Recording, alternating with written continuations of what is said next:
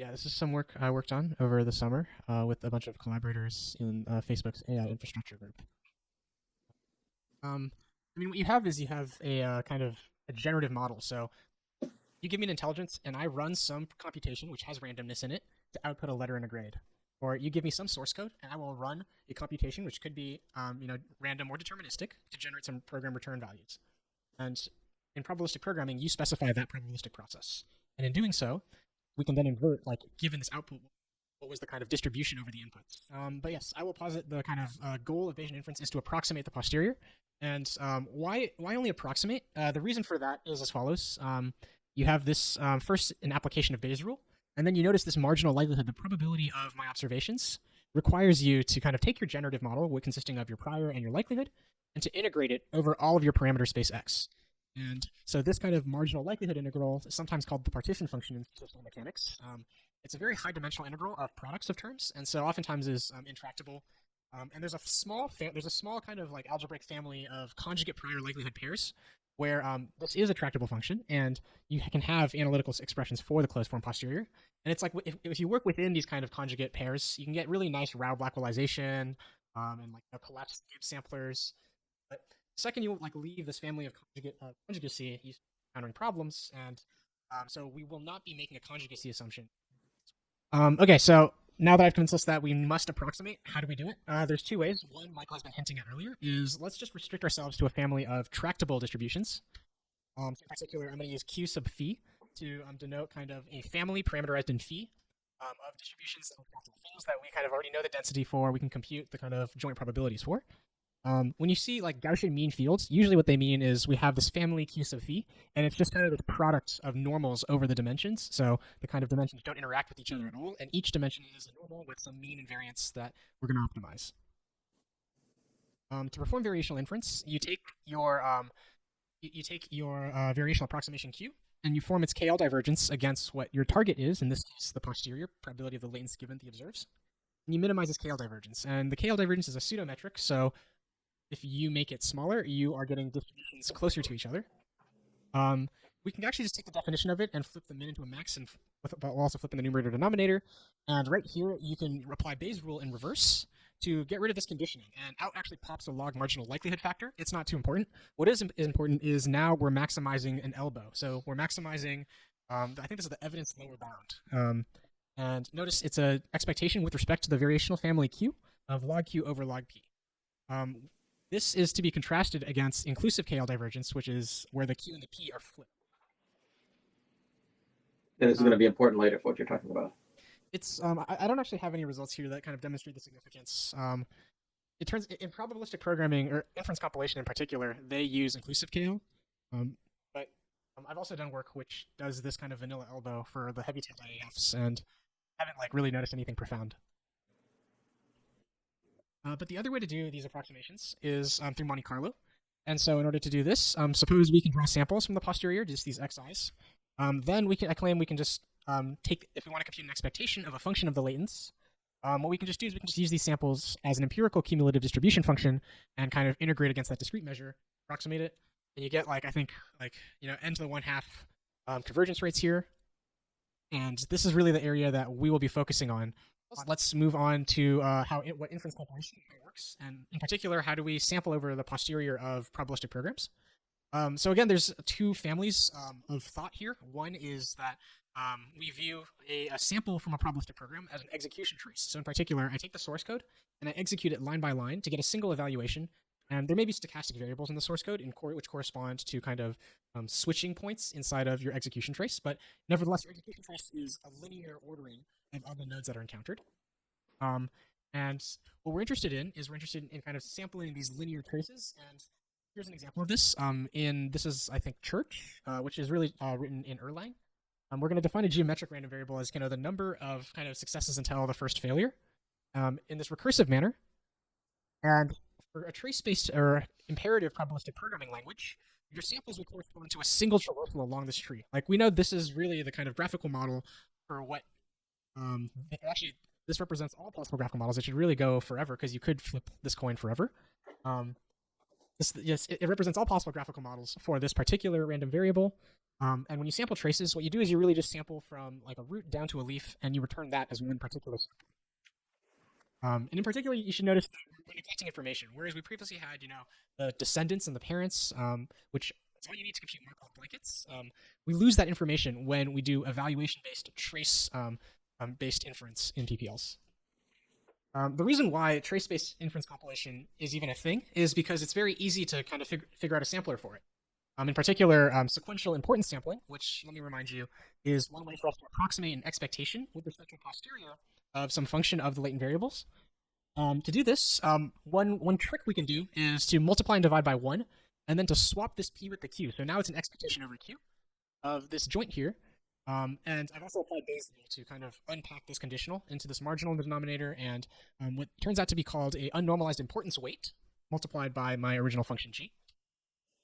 And then I just do Monte Carlo approximations of the numerator and denominator to arrive here, where what I can do to sample or to kind of get approximations of functions with respect to the posterior is to sample from something tractable like q, and then reweight these kind of empirical samples by this kind of self-normalized importance weight, and form these kind of weighted expectations to get approximations to my original. And it turns out if you do this, yes, you get like this kind of n to the minus 1/2 type rate, owing to the delta method. I think it's fairly straightforward.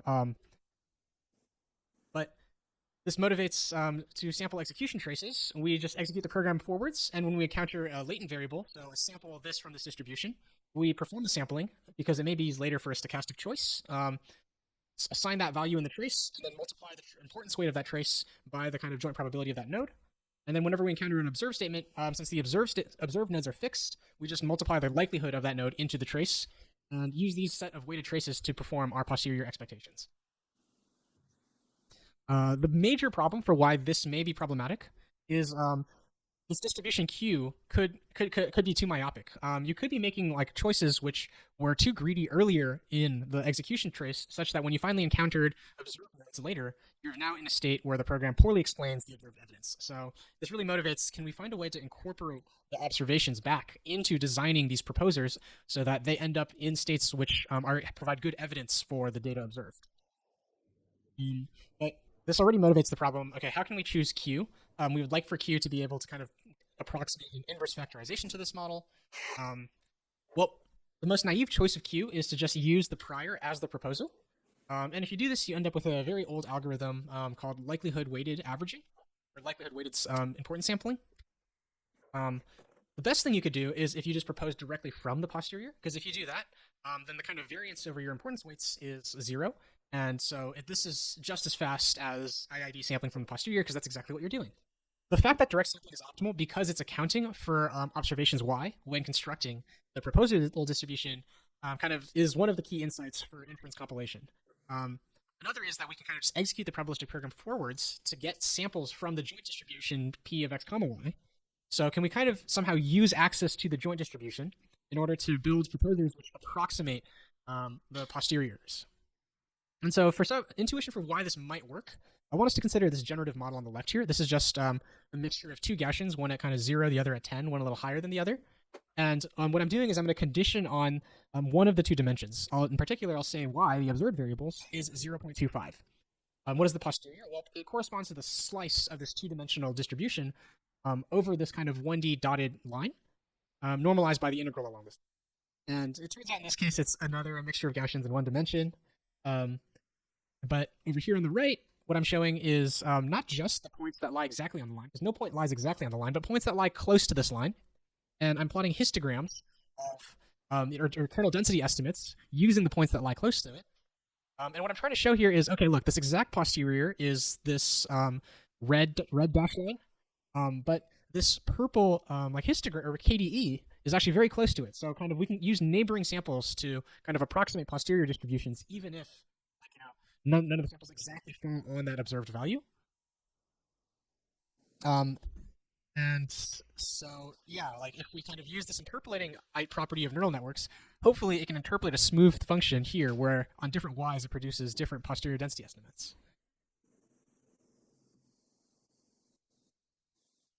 Okay, so in more details, the way this works, let's look at this figure. we have our probabilistic program. So this is a joint distribution over both the latents and the observes. And use it, we can just run it forwards to generate training data. This training data can then be trained to fit a neural network. And what this neural network does is it's a function which takes your observations y and spits out parameter phi to minimize the KL divergence. So we have this variational family q sub phi, and phi itself is a function of y and through a deep neural network. And it's through generating training data from the probabilistic program that we can approximate these expectations with Monte Carlo approximations and train a compilation artifact, which we can then use as the proposer during sequential importance sampling. So the kind of interesting things to note here are sampling a probabilistic program is free. We have access to almost infinite data now. In theory, we should be able to train like as big of a network as possible here because we have as much data as we would need. I haven't explored that thought in much detail. I just thought that was one interesting remark was that we're sampling this infinite object. In gory detail, the existing work on inference compilation works like this. It takes the observations, in this case a CAPTCHA, embeds it into a vector space, and then uses that as context passed to every frame of execution. And then the remainder here, you can kind of think of this as the current line of code. It takes the random variable, its address, its type, and its index, embeds that into a vector space. And so each kind of input row t plus 1 can be viewed as a line of code in a probabilistic program. And what you're having this proposal distribution coming out for the next line of code based on not just all the context of the current line of code, but also this LSTM memory. So kind of context from all of the preceding lines. The execution trace prefix is all summarized here for the predictor to the next one. And so if you are aware of LSTMs, you're aware of the vanishing exploding gradient problem. And it's really easy for this to manifest in a trace-based IC. So what happens here is we have this observation that x squared plus y squared is a normal distribution with value very close to this observed value, which I think we're setting to be like 16, and very small variance. So samples that are not like on this circle basically have like 0 importance weights or have very low importance weight. We want all of our samples to appear on the circle. And what I've done is in between x and y, I've just sampled a bunch of normals that I discard. I don't use them anymore. But what this does is, because this architecture uses every single line of code, it doesn't respect the causal structure of the underlying graph. You run into vanishing gradient problems with this extended trace, and as a result, unless you have attention mechanisms to fix it, you can see that a lot of the samples produced by this sampler, or by inference compilation here, actually lie very far off of the circle and have very low importance weights. So that's the existing work in trace-based inference compilation. Let's now kind of look at the other side. Instead of imperative programming, probabilistic programming language, another family of probabilistic programming languages work with the underlying kind of graphical model itself. So in particular, I'm thinking of Bugs, Blog, Stan, and the library I worked on, Bean Machine. And in these programs, the kind of fundamental inference primitive is no longer a linearized execution trace. Rather, it is an instantiation of the graphical model. So all of the nodes, as well as with these, if n and m are stochastic, to have them sampled with values. And all of them set to corresponding values. And so it should be a minimal self-supporting world consistent with the observations you're conditioning on. The kind of key advantage of working within a declarative probabilistic programming language is you can now ask for the Markov blanket of a node, i.e. the set of nodes which, if I condition on them, this node is now independent and separated from the remainder of the graphical node. So to perform inference on graphs rather than on execution traces, we can rely on one algorithm called Metropolis within Gibbs. And the way this works is we start with some minimal self-supporting world. And here's the Gibbs part. We find some node, single random unobserved node at random, and we just resample a proposal distribution queue, and then use a Metropolis accept reject filter here to ensure that this chain is asymptotically consistent. And under appropriate assumptions, there's a result which says that if you choose alpha according to some ratio of mins or maxes, I think, then you can get a Markov chain with the correct posterior distribution as the invariant. So if you run this chain forever, you'll get a single sample from the posterior. And there are some conditions you have to place on Q, but if you just vary the Q, you recover a whole family of algorithms within MCMC. In particular, if Q is an isotropic Gaussian, you get a random walk. If you form Q using the empirical Fisher information, then you get Newtonian Monte Carlo as well as Riemannian Monte Carlo. If you integrate a dynamical system that keeps a Hamiltonian constant, random perturbations to the momentums, then you get Hamiltonian Monte Carlo. And in this work, what we're proposing is if you propose your next step during single site Metropolis Hastings using a neural network function of the Markov blanket, then you get our work of lightweight inference compilation. So what does a neural network function of the Markov blanket mean? We're gonna so we can query for the Markov blanket of a node because of hosting in a declarative probabilistic programming language. We'll then take that Markov blanket and pass it through a neural network to get parameters for a proposal distribution. So it could be the quadratic approximation that Newton would give you or something, or it could be something fancier that the neural network gives you. Exactly. Okay. So these are all if you run a Markov chain, you make all these sort of local rules, and the local rules, you still have the global mixing time you got to deal with, and these are probably all maybe a little bit better or worse locally, and or they preserve certain invariants maybe, but you still have the global mixing rate issues. So this is going to be more like a proposal distribution that might be adapted to funny stuff that the neural network could find. These other sort of older things wouldn't, but you're still, and then you'll feed it into the same convergence sort of structure. You'll have an acceptance rate and a rule and so on. So It's just some funky proposal distribution, but it fits into the other stuff the same way. Yeah, and it's not going to be too funky because it has to be within a tractable family that you sample from in order to use as a kind of proposal distribution for MCMC. But it could be very well something that's not a nice, it could be some neural network Gaussian or exactly. Yeah. So if you were feeding that into something Ben or Ditya had that based on some physics constraints or something, it could find something that one of the other things might not find to allow you to work around a corner quicker or something. Exactly. Yeah, I agree. Why do we choose the Markov blankets as the set of inputs? It's because in the graphical models literature, you'll find that doing Metropolis Hastings with these Gibbs distributions, so conditioning just on the Markov blankets, grants you perfect acceptance probabilities. So therefore, the Markov blankets are the minimal sufficient set of inputs necessary for constructing these proposal distributions with these Gibbs proposal distributions. And those will be these Gibbs distributions will be the distributions that we try to have variational approximators for the purposes of MCMC. So as an example, what I meant by this is, in particular, for every single one of these nodes, let's take difficulty, for example. We're going to form a proposal queue for this node D, difficulty, and this proposal takes as input the Markov blanket of difficulty. So the Markov blanket consists of its parents, none, its children, grade, so that's why G is there, as well as the parents of its children, so intelligence. So this is why the kind of proposal distribution for Q depends on these two. This is just the kind of detailed neural network architecture. All of the nodes inside of the probabilistic program are embedded using feed-forward neural networks, and then Markov blankets, since they're a varying size, we parameterize that using a sum graph neural network over the kind of Markov blanket structure to form our Markov blanket embedding. And then this embedding is passed through another feed-forward network, which predicts parameters for a proposer.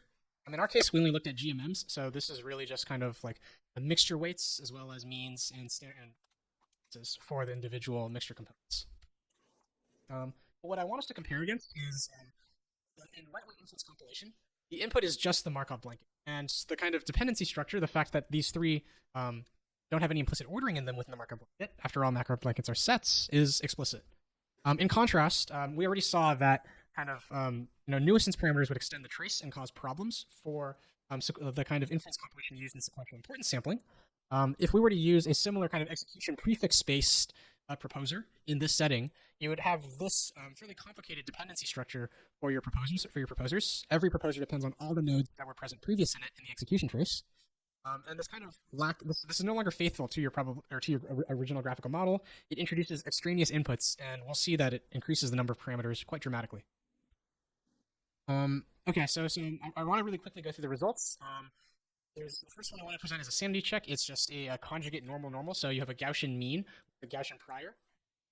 So in particular, x, the unknown latent variable, is sampled from a mean or 0 Gaussian with variance 2, and y conditioned on x, so the thing you get to observe, is centered from a Gaussian with mean x and variance 0.1. This is a conjugate model, so we already know just from calculus the posterior has a mean, which is more or less 1 times the observed value or the latent value x, and so we wanted to see here, okay, like since we already have conjugacy, can we do function approximation and learn and have a conjugate posterior, or have our posterior approximators kind of learn this kind of linear regression problem?